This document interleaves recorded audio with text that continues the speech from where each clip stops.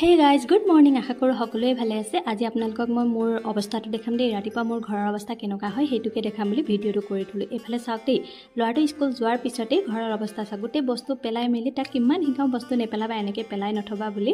আৰু দেখিছে না গোটেই পেলাই মেলি কি যে কৰি থৈছে। এতিয়া যে মোৰ কিমান কাম দেখিছে নহয়, ঘৰো সৰা নাই, ঘৰো মোচা নাই। আজি যিহেতু অকণমান দেৰি হ'ল আৰু আকৌ আহিলোঁ কিটচেনত আপোনালোকৰ মোৰ কিটচেনটো দেখাবৰ কাৰণে।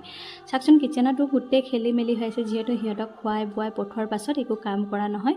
মোৰো ভোক লাগে, মই ফটাফট খাই লওঁ, তাৰপিছতে কাম কৰোঁ। আকৌ আপোনালোকক দেখাম চাব দেই। বিচনাখনতো জপাই নাই, এখন বিচনা শুই উঠাৰ পিছত জপাই নাই। আৰু আলনাটো জাপিবলৈ আছে, আলনাটো অকণমান খেলি মেলি কৰি থৈ যায় হাজবেণ্ডে।